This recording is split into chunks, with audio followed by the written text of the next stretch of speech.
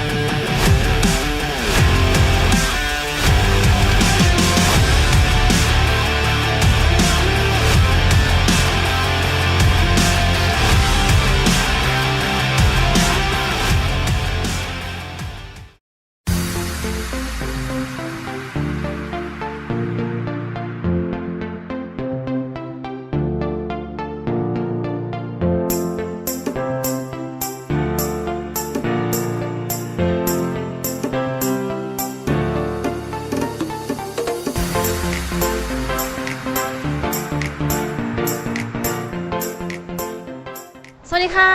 วันนี้นะคะพวกเรากวินวาพาทัวร์นะคะก็อยู่กันที่บ้านโรมันค่ะซึ่งเป็นร้านอาหารคาเฟ่นะคะที่บอกเลยว่าสวยงามสไตล์อิตาเลียนเลยจริงๆนะคะเหมือนยกอิตาลีมาไว้ที่นี่เลยแล้วก็คลิปนี้นะคะจะมีการแจกเสื้อตอบคำถามด้วยนะคะอย่าลืมดูให้จบด้วยเนาะซึ่งที่นี่นะคะก็ตั้งอยู่ที่ถนนสุขุมวิทนะคะทางไปพัทยาแล้วก็ร้านเปิดเวลา 10 โมงนะคะถึง 2 ทุ่มค่ะทุกคนไปดูกันเลย let's go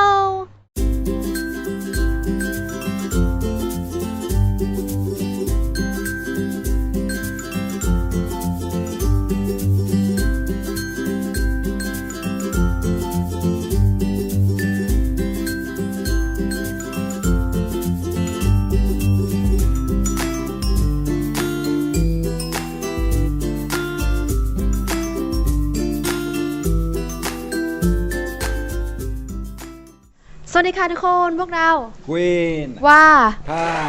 ทัวร์สวัสดีค่ะวันนี้วากับพี่กวินนะคะก็อยู่กันที่ร้านคาเฟ่ค่ะริมทางเนาะบอกเลยว่าเป็นสไตล์แบบสวยงามมากๆซึ่งเป็นสไตล์อิตาเลียนนะคะทุกคนอย่างปกคลิปเลยบอกเลยว่าคลิปนี้นะคะจะมีแจกของอีกนั่นก็คือเสื้อยืดสวยๆนะคะที่พี่กวินเป็นคนเลือกเองเลยบอกเลยว่ามีคำถามแน่นอนนะคะอย่าลืมติดตามคลิปนี้ให้จบด้วยนะคะจะได้เสื้อสวยๆฟรีเลยเนาะ ใช่ free ก็วันนี้นะคะพวกเราออเดอร์เป็นนี่เยอะแยะมากมายเลยนะคะซึ่งร้านนี้ก็จะมีอาหารมากมายอาหารฟิวชั่นนะคะคาวหวานต่างๆเหมือนคาเฟ่ทั่วไปเลยนี่ของวาออเดอร์เป็นบลูเบอร์รี่ชีสเค้กนะคะแล้วก็เป็น โอ้my god บลูเบอร์รี่ชีสเค้กนะคะมีไอศครีม2 ลูกเป็นช็อกโกแลตกับเลมอนเชอร์เบตนะคะทุกคนซึ่งละลายไปแล้วเพราะว่าเราทิ้งเวลาไว้นานเกินไปนะคะส่วนพี่กวินเป็นอะไรคะ I got waffles and strawberry ice cream and vanilla ice cream and fruit look at that น่าทานมากๆเลย Yummy ทุกคนใช่ส่วนเครื่องดื่มนะคะของวาจะเป็นมิกซ์เบอร์รี่นะคะสมูทตี้ของพี่กวินจะเป็น I got a strawberry these I've already had before they are the best smoothies in ใช่ค่ะ Thailand they're delicious delicious นะคะเขาบอกว่าเป็นสตรอเบอรี่สมูทตี้ที่อร่อยที่สุดที่เขาเคยทานมาเลยใช่ไหม delicious Delicious oh, lovely I love them โอเคค่ะเรามาชิมกันเลยค่ะทุกคน let's try it ฟูแบบอร่อยมาก yeah อร่อยไหม อร่อย อร่อยมาก yummy อร่อยมากๆเลยค่ะทุกคนต้องมาชิมกันให้ได้เลยนะคะ ซึ่งสถานที่อย่างนี้นะคะตั้งอยู่ที่ถนนสุขุมวิทนะคะทางไปเข้าพัทยาเลยเนาะนาจอมเทียนกันทุกคนอย่าลืมมาตามกันนะคะทุกคน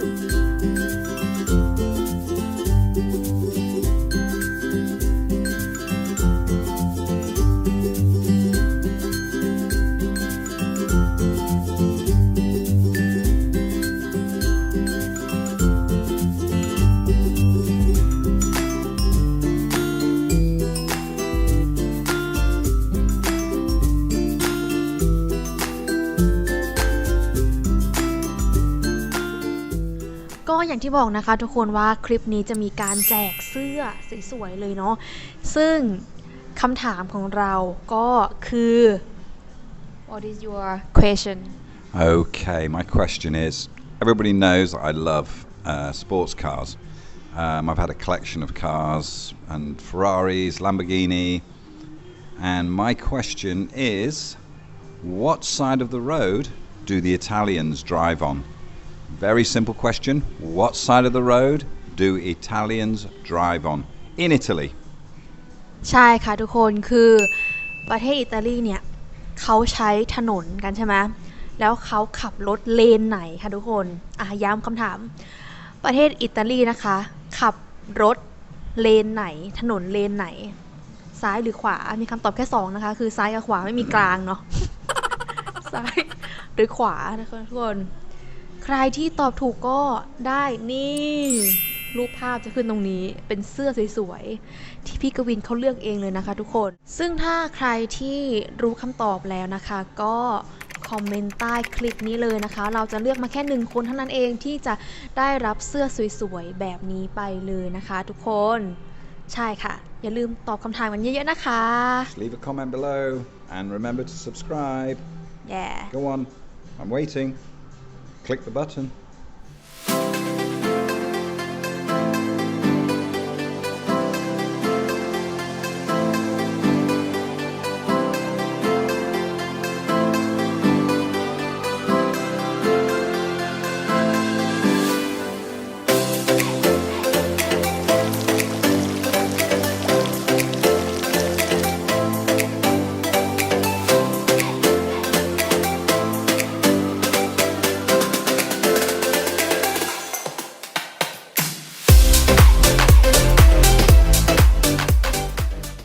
สำหรับใครนะคะที่อยากมาที่นี่นะคะก็สามารถมาเที่ยวชมได้เลยเนาะคือไม่ได้มีแค่อาหารหวานอย่างเดียวก็มีทั้งอาหารคาวเบียร์กาแฟทุกอย่างคือครบจบในที่เดียวเลยนะคะทุกคนส่วนใครที่อยากได้เสื้อสวยๆฟรีนะคะแบบนี้ก็อย่าลืมตอบคำถามนะคะที่ว่าอิตาลีเนี่ยเขาใช้ถนนเลนไหนขับถนนเลนไหนนะคะระหว่างซ้ายกับขวาเนาะ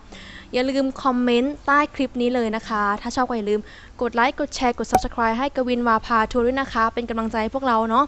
สำหรับวันนี้ก็ไปก่อนนะคะทุกคนบ๊ายบาย Bye everyone. Can't do it.